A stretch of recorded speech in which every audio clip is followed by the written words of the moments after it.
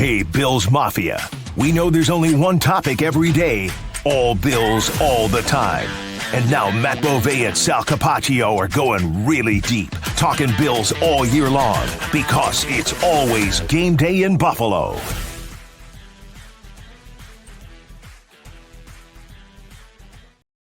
Lots of adjectives to describe this week. Long, exciting, stressful. Where have you landed? Awful, but amazing. Both I know, somehow. Right? Social media is awful. I hate it, but love it. The actual game is amazing. So yes. That's where I'm at. I'm trying to stay off social media. Yeah, me too. And enjoy the fact that we've got this unbelievable heavyweight matchups on Sunday. We got Ravens fans making up stories about Bills players going on the radio and saying bad things about Lamar. So now we got Bills fans making up things about Kyle Hamilton going in the magazines saying stuff about Josh Allen. Can we just get to the game, please, and stop with all this nonsense? All right. Yeah. I mean, what are we doing here? Right. Yeah. I mean, it's only Tuesday here. It's always game day in Buffalo. We're recording this on Tuesday night. It's incredible. The minute the game against the Broncos ended, it was like, okay, it's Ravens week. It wasn't even like, how about the Broncos game? It was, okay, now it's the Ravens. That's right. So we're going to talk a lot about the Ravens. We're going to give you a lot of content this week. So we'll keep it a little bit shorter as we did last week, but give you a lot more as we go on, because obviously there's news every day, injury reports and things like that. Matt and I will get into the Bills side of things a little bit later, but let's talk about the Ravens side and head out to Baltimore right now from our Odyssey family. It is Jeremy Conn from 105 The Fan and the Big Bad Morning Show. What's up, brother? How you been, man? What's up, man? Good to hear from you. I know it's we're very friendly this week, and I know we want different things to happen this weekend, but it's always good to talk to you guys. Jeremy, what's this week like in Baltimore right now? Is it as crazy as it is here? Yeah, but it's for different reasons, just because of what happened last year. Like, analytically speaking, last year's team was a really special team, winning the Triple Crown on defense and what they were able to do on offense. And this year, the offense is just clicking on all cylinders again, and you've got that beast in the backfield. So I think fans are pretty confident, maybe a little too confident. We shall see.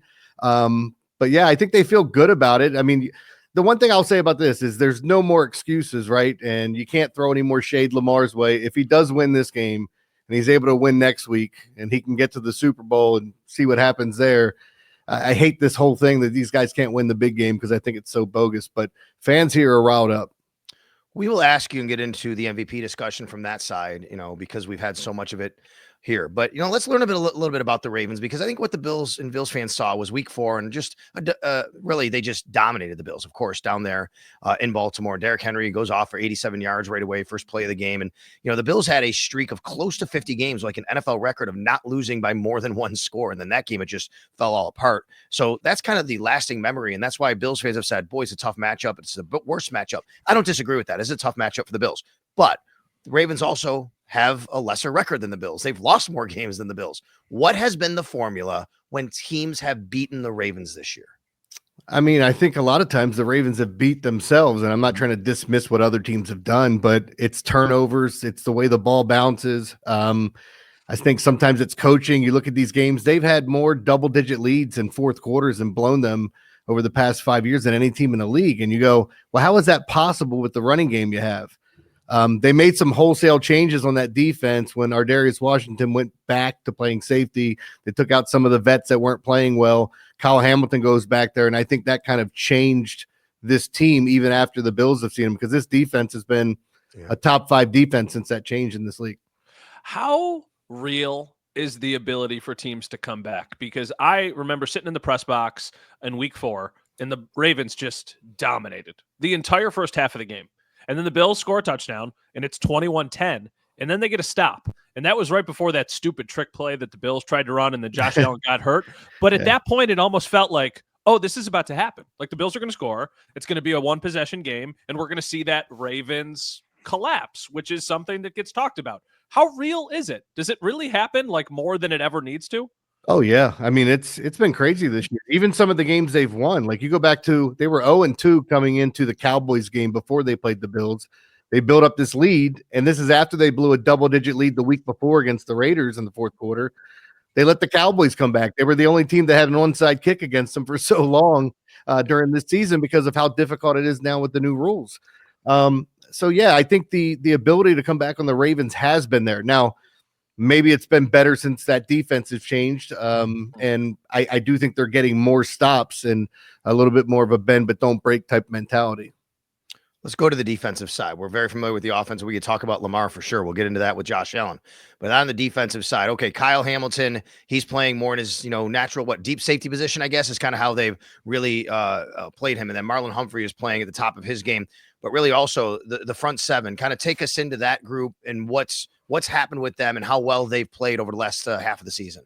Yeah, I mean, Roquan looks like a different player. One of the things we were hearing was there wasn't a lot of conversation on the back end with the vets that were back there.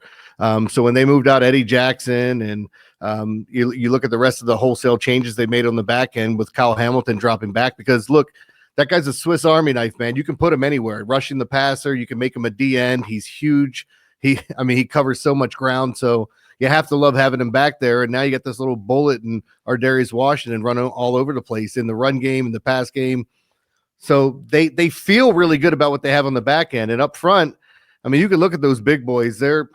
It's a big defensive line. If you try to go jumbo against them, I really feel like they're going to stop that run game, and it limits what you can do in the pass game. This Ravens team can make teams one-dimensional, and I think that's what they're going to try to do against the Bills. What have you seen from Tre'Davious White? That is a name that is very familiar here in Western New York. Now, I know he is more of like a depth piece there now, but I also know he's like the snap counts kind of keep going up. It feels like he's on the field now. Yeah, but I think there's been a lot of talk about Brandon Stevens being the weak point on that defense and trying to get him in and out. Marlon Humphrey's been great this year, but yeah, we haven't seen much from him since he's been in Baltimore. And I'm not trying to be just totally dismissive. I do think he's one of those vets that's in November of his career, and he's along for the ride, and he might get his handful of snaps throughout the game. But I do think he's a guy that you would end up targeting if he is out there. Oh, very much so. And that's kind of why I think that could be if he's on the field, I think that could end up being a favorable matchup for the Bills, which is, I guess, just curiosity of how they even use him. Yeah. And again, they like to mix up the defense. They really don't have a true base defense because they're going to throw so many different looks at you. And that goes back to the Mike McDonald scheme that they had last year and filling these guys in, putting guys in position to be successful. Jeremy Conn joining us here, and it's always Game Day in Buffalo, the Big Bad Morning Show, 105.7 in Baltimore. And if you're enjoying this conversation, of course, you can always hear us wherever you pod, iTunes, Spotify, on the Odyssey app, and of course on the Sal Sports YouTube channel. You can watch and see all of our smiling faces here. Okay, before we do get into the offense, Lamar and Josh Allen. On special teams, boy, this is really interesting, Jeremy. You have two kickers here who've really kind of struggled after so much consistency, especially with Justin Tucker and all of his consistency over his great career. They've both missed 10 kicks this year. And for the Ravens, it's cost them. Our buddy Thad Brown, who works out in Rochester and covers the Bills, had this stat today. He tweeted out, when Tyler Bass has missed, the Bills have still gone 7-1 this year. When Justin Tucker has missed at least one kick, the Ravens have gone 2-5. So how important is Justin Tucker being right, and how much of a concern it is about Justin Tucker? See, that's the one thing. I don't think he's really been put in a position for a tough field goal down the stretch. They came out a couple of games just kicking a few extra points, a couple of short ones, but it's imperative that he's the type of player they need him to be because it changes all your coaching decisions. Now, It's still dangerous if the Ravens are going to go for it on fourth down quite a bit. I think that's a scary proposition for opposing teams, and they have been really aggressive in that department. But Justin Tucker, at one point, the Ravens had 22 points worth of losses in games that he missed kicks worth 22 points. So, one of those weird things, but he goes from being the greatest kicker of all time to, at one point this season, being the worst kicker in the league. And by the way, we saw him miss kicks here in the playoffs in 2020, as you remember, right? I mean, he had a great year that year, but there's something about this stadium sometimes. I mean, Will Lutz made 40-something straight kicks until last Sunday in Buffalo when he hit the upright right before halftime. Yeah. It's crazy. Like, I know Justin Tucker's been one of those guys that's been money everywhere. Like, and he's so confident. And then watching him this year after he misses a couple, especially the Pittsburgh game, huge divisional rivalry, and you go up there and you miss 7 points worth of kicks and you lose by 2 points. Obviously you're going to feel awful after that game, but they had their bye week, and I feel like he kind of righted some things, but we'll see when the pressure's on.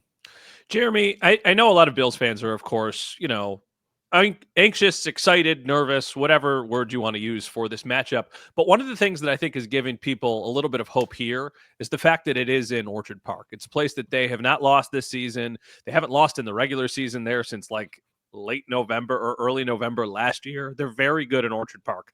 How are the Ravens on the road? How can the Ravens take their game to a different stadium, and is that at all a concern? I mean, they've been on the road before. I think they're comfortable there. They've been a decent road team. Ironically, when you look at it, they've been a great home team, and I think they've been solid on the road. And the difference is now the running game and the defense is going to travel. Yeah. And you look at this running game, and I just think it's a huge cheat code that you got that mesh point between Lamar Jackson and Derrick Henry when he puts the ball in his belly. Like there's a still shot of last week's game of 3 defenders running towards Lamar, and then there goes Derrick Henry on a 50-some yard run or whatever. So it just kind of shows you like the ability they have back there, and it's demoralizing to defenses. Yeah. So you're coming into this game with a smaller front and looking at the matchup before, I think you're going to see a lot of the same of what you guys saw in week 4. And what about the cold? Does that play into this at all? It is Baltimore. Of course, it's not. Baltimore's not Florida. It's cold in Baltimore. We know that. But I did read a stat today. I don't even know if this is true. That in fact, I'll say if it's not true, then my apologies for my colleague Joe DiBiase, Sneaky Joe, who actually is on the morning show in Buffalo. And Joe said his research said that neither Derrick Henry nor Lamar Jackson has ever played in a game below like 20 degrees. It's going to be about 15, maybe 10 degrees. Is that any sort of concern for throwing the ball or anything they want to do on offense? Yeah, of course. I mean, Lamar, one of the questions that we've had about his ability throwing the football is sometimes it doesn't look all that pretty getting from point A to point B. He does do a little sidearm action. Don't get me wrong. He has a strong arm, and I think he can still cut through the weather. And the Ravens now have implemented a lot of underneath of the passing game and then opening it up in the intermediate for Mark Andrews and Rashad Bateman. What we don't know is if Zay Flowers is going to be playing. So, yeah, look, I think the weather can be a factor. I don't know if I find it hard to believe that those guys haven't played in colder weather. Cleveland and Pittsburgh and Baltimore, it can get ridiculous here. I'm not saying that they are great players in that type of weather because I think it does benefit Josh Allen, who's seen it a lot more. I mean, Lamar's a Florida kid. So he would prefer to be indoors or about 90 degrees outside. Jeremy, what's the concern for Ravens fans, right? I know that you said that most people are optimistic, and understandably so. It's a very good team. What's the thing that has people concerned, though? I think it's the same old, because we've been here before. I don't think anybody would have thought last year that they'd run the football 6 times with their running backs in the AFC Championship against a team that gave up how many yards to Buffalo the week before. Coaching sometimes can get in the way. There's a lot of things to look at in years past about how funny the ball is bounced, including last year's AFC Championship. You got Zay Flowers reaching out for a touchdown, and it's a touchback the other way. Even with a horrible game plan, they still should have beat the Chiefs. So, I just hope neither one of these teams has any type of look ahead towards the Chiefs. Each team has to focus on the task at hand. I do think it's a great matchup, and I think Josh is going to have to be special on Sunday if the Bills are going to win. And Josh Allen, of course, Lamar Jackson are both very, very special. We've been dealing with this raging debate between the two all year as far as MVP is concerned. I've said something on this very program that you said to me before we came on. So I'm going to let you say it in your own words from the Baltimore side of things about these two and about the way the two fan bases have been supporting or going at it with each other. Go ahead. Yeah, man, it drives me nuts because I'm not trying to run a smear campaign against Josh Allen or Lamar Jackson, depending on who they're both having amazing seasons. And if they were having it in any other year, there wouldn't be a conversation. You look at what Josh is doing, and I know the argument there, he's doing more with less. The argument here, when you look at Lamar, I mean, this is one of the best seasons a quarterback's ever had statistically, with what he's doing with the rushing, the attempts, the yards per attempt, his quarterback rating. Hey, you can even make a case this year, and I know you guys have watched a lot of games, that the 4 interceptions he threw, that none of them were his fault. So it's a really amazing season, but I hate the fact that we have to smear one to try to lift up the other. It's like they're both great. At this point, right? I don't want to. Do you have any other MVP questions, Sal? Do you have anything? No, go right ahead. Go right ahead. I know it's Super Bowl or bust for the Ravens. I totally get that. For the Bills, it feels that way because of the way the season played out. But I think going into the year, the expectations were a little bit different. I think the Ravens' expectations were like, hey, they got to win a Super Bowl. The Bills' expectations are, what were you going to look like without all of these new pieces or all these players that you had on the roster? If it doesn't happen now, what do they do? If this is not the year, what do they do? Yeah, I mean, it makes me kind of curious because there's been a lot of talk of, they've got some serious cap casualties, extensions, however you want to work it, to finagle. The Ravens always kind of spend to the cap, and they never really go over it and put themselves in salary cap hell. They've had some weird years like the dead money with Ray Rice. I don't need to go back into that. But I don't know what they would do in the offseason because there's a lot of decisions to make. There's some people that think Mark Andrews could, be let go or moved in some sort of way because you have an Isaiah Likely, and the Ravens have found tight end after tight end and draft. I say, when don't they have a really good tight end to step up, right? It's insane when you see the guys, the names that have come out of here and how many years they played in this league. So I don't know, but it's kind of tough now because fans, it's definitely Super Bowl or bust here because last year I definitely felt like you had the best team in football. A little bit of questions this year at the beginning and how the defense is playing, and towards the end of the season, I think a lot of fans would say they have the best team in football. We'll see. Now they got to prove it on the road against a really good team.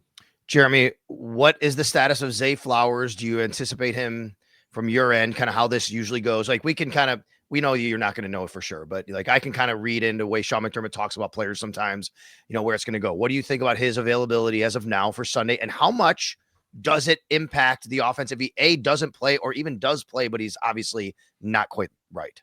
Man, I don't think anybody knows the answer to that damn question because there was a national report saying he's going to play this weekend.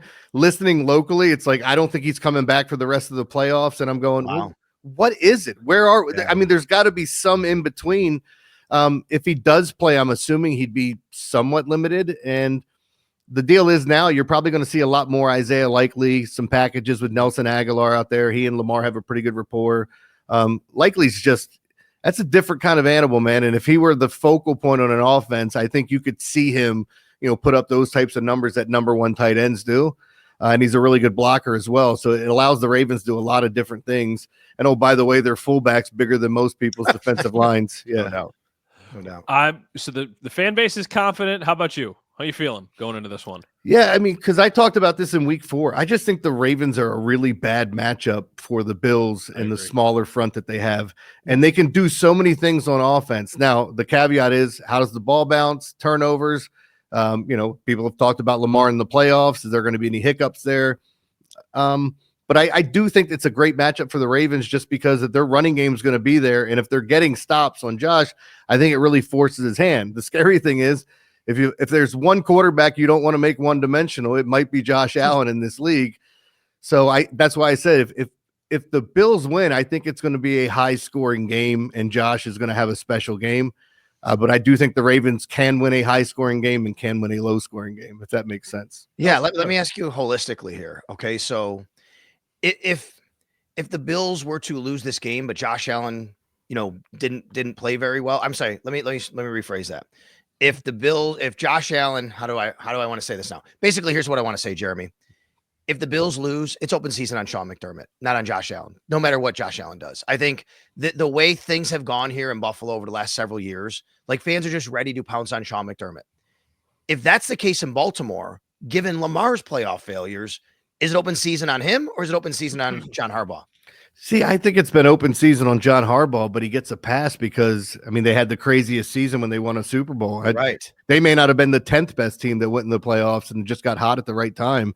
And that was a crazy season. So I think he's basically lived off of that. And then when we were questioning whether or not they would fire him or just let the contract expire, they draft Lamar and he puts him in the middle of the season and they go to the playoffs. So it's like, oh, what do we got here? And this team has been ready to win a Super Bowl. They've had every facet of the game that you could want with good special teams, good defense. And now I can't believe we're saying this in Baltimore, a good offense. I think there has to be more question about Harbaugh. Like, it's so funny. We were hearing from Pittsburgh fans, like they're questioning Mike Tomlin, and everybody in Baltimore's going, we think he's amazing here. What are you guys talking about? And then you hear people talking about McDermott. And I guess the message can grow stale. And at times you're like, when do we get over that hump? Because at some point you have to hold the coaches accountable for not getting there. If it is their guys, but you know it as well as I do, the quarterback's not going anywhere in that situation. Feels like we're taking crazy pills with whatever happens in this game, because if the Bills lose, it's 4 straight years losing the divisional round. 3 of them would be at home. If the Bills win, then it's probably a trip to Kansas City for the AFC Championship. It's just bananas. Sal, you got anything else? No. What do you think about that other AFC game? Is this just a walk for Kansas City? Do you think the Houston Texans can give them any trouble at all? I mean, it's strange because I do think Nico Collins is kind of an interesting receiver. There's guys like Collins, Cortland Sutton with Denver. Yep. I thought it was Terry McLaurin. Now he has a quarterback, that I think can really show out. The scary part is Houston's offensive line is just absolute trash. It's so bad. And that poor kid's been beaten to death this year. And I do think he's a special quarterback. So, yeah, anytime you have one of those guys, I think they're in the game. I could see Kansas City. I could see this game being interesting, but I still expect Kansas City to win. Yeah, for sure. All right. Well, Jeremy, thank you so much for joining us. It is very much appreciated. We know this week is crazy for you as well. So we hope you enjoy the week. And I just imagine most people listening probably hope you don't enjoy the game. I was going to say, I would like to say good luck, but I'm not going to. It's just not going to happen. Hey, thanks, buddy. Great to talk to you again, Thanks, man. Be well. Thanks for joining us. Absolutely. That is Jeremy Conn. He is from 105.7 The Fan in Baltimore, our Odyssey station there from the Big Bad Morning Show. That's a cool name for a show, the Big Bad Morning Show. Yeah. Does he work with that Jerry Coleman guy? Ooh, I do not think Jerry Coleman is on Odyssey. I didn't want to ask. So I have to tell you something funny about this. So yeah, years ago, I mean, this had to be 20 years ago now, almost, right? I mean, it's 20. Yeah, it had to be about 20 years ago. I don't exactly know what year it was. Mm-hmm. When I had left radio when I'd left radio for a while and I was teaching and coaching. Yeah, I was still doing on the side a little bit of radio and a little bit of TV. Early 2000s. And every week I used to go up to Sarasota. I lived a little south of there. And I used to go on a TV station in Sarasota on like a local cable channel. You know what I mean? It wasn't it wasn't an ABC, CBS, or NBC affiliate. It was local cable channel. And the guy who ran the show, his name was Don Gershio, who, by the way, Don Gershio grew up in Buffalo, New York, and he was great. He used to sell Cooper and Bauer hockey equipment, then hooked on with Nike, and he made so much money, he moved down to Sarasota and bought a TV station. Anyway, that's what happened. So, anyway, Donnie G used to, rest in peace, Donnie was a great friend, and he used to have me up there to kind of be on the show with him. And because Sarasota was this big baseball area and there'd be all these teams coming in, he'd bring media on. Tim McCarver was often on the show with us and all these different people. And there was a guy from Baltimore named Jerry Coleman who came on the show one time with us. And we did this show together and we talked about baseball and then we talked about Baltimore sports. And this was 20 years ago. And then all of a sudden, all this stuff starts happening a few years ago with this Jerry Coleman guy. And I'm looking and going, that is the guy I did this TV show with. I cannot believe it. Yeah. And we're now talking about him again because he brought up to John Harbaugh that back in 2020, he called Buffalo a city of losers. And Buffalo, and John Harbaugh said, oh, you got a problem with Bills Mafia because something happened in the media room. He explained it. And now that's becoming a thing again. Now, I will say he didn't say it again, but he did kind of reiterate to Jim Harbaugh what he said in 2020. And what's crazy to me, in case people don't know, but you do, Matt, since we're talking about this, Bills fans and responded with donations to Alzheimer's research in honor of this man's mom who had passed away, and he got emotional and cried. He thanked Bills fans, but here we go again. Now he's become like public enemy number one from the Ravens media. Well, it's a dumb thing to do. Yeah, it has. You could tell Harbaugh was uncomfortable. Like you could tell. Yes, I agree. He was like, I can't believe this is happening right now. Yes, but I guarantee you, it's like we talked about last week with some of the messaging that'll come out of One Bills Drive. They are going to watch that. Like that video is going to be seen by all of these players. And if they win, I'm going to walk into the locker room after the game and Deion Dawkins is going to be like, city of losers. It's just, we're doing exactly what he wants us to do. Cause I'm talking about it. Right. So like he wins because we're talking about it. But if I was the organization, I would be livid that he said that in a press conference. I shudder to think like how he'll be treated if the Ravens do lose and people say this was part of a motivating factor, right? Like the way people will come at him, no doubt. But that's where we are. We're at this whole point now with these two fan bases. It's getting wacky. I referred to it earlier. Like there was this lame fake report about Matt Milano going on the radio and talking about Lamar Jackson. And I didn't even want to give it any credence. It was so stupid. But what made it funny was that it's Matt Milano, using the worst person you could use to say that he went on. And Matt, have you ever heard, really, can you think of, maybe it's happened, I guess. Have you ever really heard of a player from an opposing team going on a other team's market's radio station the week of the playoffs?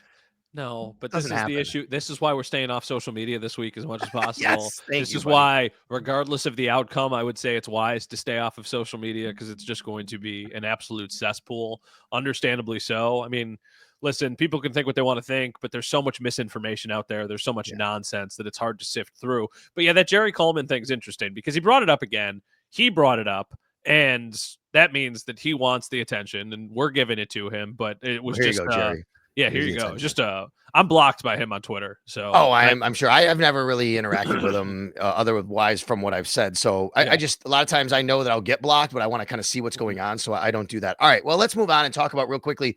Brandon Bean.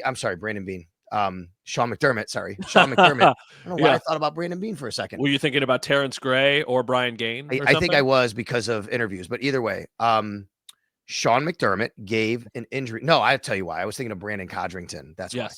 Brandon Codrington was on my mind because Sean McDermott gave an injury update on Monday. He said Brandon Codrington's improving.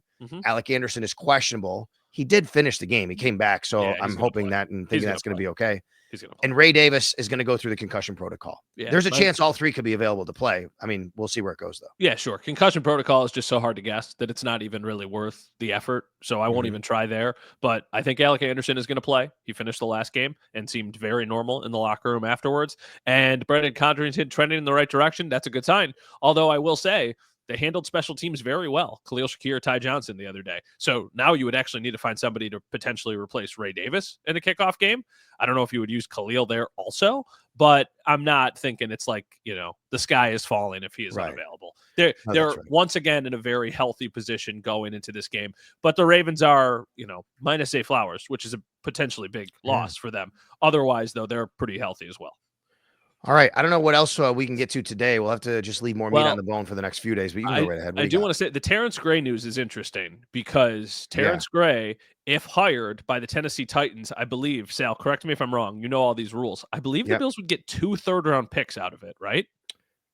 Terrence Gray, I believe that would be the case, yes. Because the Titans would be hiring a minority owner off of the Bills staff, and I believe they would get a third-round pick this year. Or, excuse me, a minority front office member. Yes. They would get a third-round pick this year and then a third-round pick next year.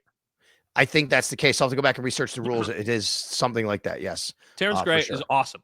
We love Terrence Gray. Yeah, like that would be a big loss for the Bills front office for sure. Yeah. It's a very well-deserved, potentially, promotion if he gets it. It's going to happen at some point. It's just a matter of when it happens. I think so too. He went through the accelerator program again this year. He's gone through that program. The accelerator program is basically, it's a chance for minority front office executives and people working in organizations. They pair them a lot of times. This year, from what I've been told, he was paired with an owner, a different owner, like not Terry Pagula, at the owners meetings to kind of go through what the process is, to kind of learn a little bit more about the business side of the sport. That's cool. I really like those are guys you root for. I just really like Terrence Gray as a dude. I think he's really good, and I think he's going to be very good at his job wherever he goes. So yeah, it would be a big loss for the Bills. And then obviously, it's just funny. I was thinking about this the other day. So Terrence Gray is in the middle of interviewing, and Brian Gaine is in the process of interviewing.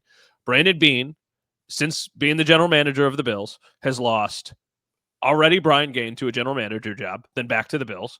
Dan Morgan to a general manager job. Joe Shane to a general manager job, and now is having more interviews for Gray and Gaine. Like, it is incredible the success they've had in the front office. And I think Dennis Hickey left too. He was here. He's been with the Giants and Shane, but he went, I think, elsewhere, maybe even before that. But he's another guy. There's been several other lower level that have gone elsewhere, which happens in this business, no doubt. But the train keeps on moving. And look, Brandon Beane has still had the success he's had, here in Buffalo, obviously, no doubt. And then real quickly on Joe Brady, he was asked during our Zoom call on Monday about his, interviewing, and he gave all the right answers. He said, look, any time that I'm taking away is not going to take away from this team. At this point, it's taking away from my wife and son, because I'm going to be focused on trying to win a Super Bowl here. And basically that was his answer. But we do know that he will be meeting virtually with teams this week. I believe, or he already has, I guess. I believe that wholeheartedly. Yeah. And I also think that it's a good move for the Bills to let him do that. I know the sole focus needs to be on this week,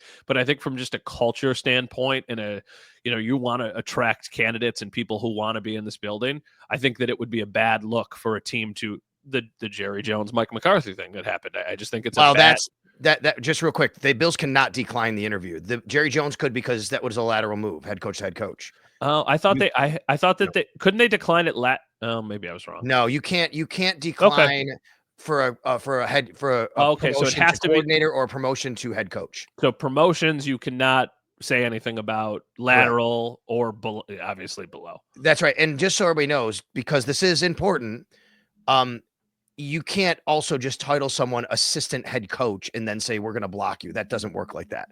This is a title you can give somebody, but it doesn't work like that either. So you can't decline it. And also then people say, well, then what do you mean they have to ask? Why do they request an interview? Well, it's a courtesy. They are under contract. You can't contact them directly. That's why, like who would it be? Who was he interviewing with? Who's Joe Brady interviewing with? Joe Brady was with a bunch of teams, the Saints, the okay, Jags. So the Saints, for example, can't just contact Joe Brady directly. They have to go through the Bills, which is why you say they requested an interview with Joe Brady because he's a Bills employee. So that's how it all works. And look, I think Joe Brady will be able to balance and handle everything right. And the way this offense is playing right now, I trust that, not saying they don't need Joe Brady. Of course they do. But I think they're playing at such a high level right now that the machine will keep on running, even with Joe Brady having to have multiple things on his plate. Can I say something weird? Yeah. I feel way better about this game than I did 2 days ago. Okay.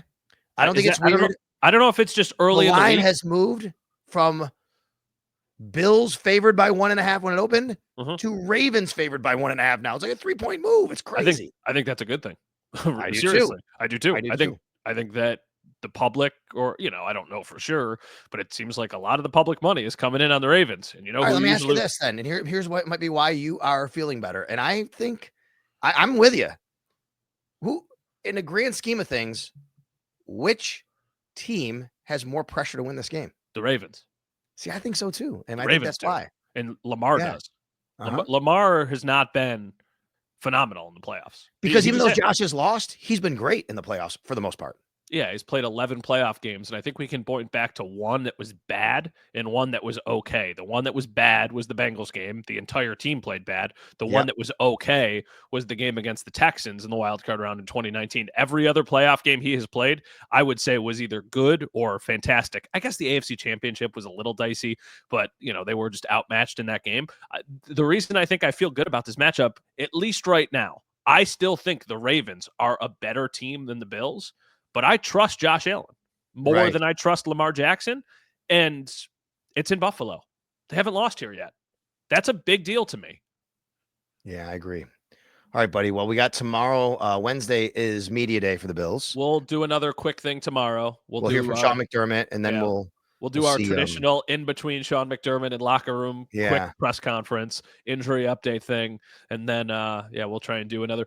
These Tuesday press conferences have popped off for us. These Tuesday podcasts. That episode last week with Shalarith was bananas. How many people watched that?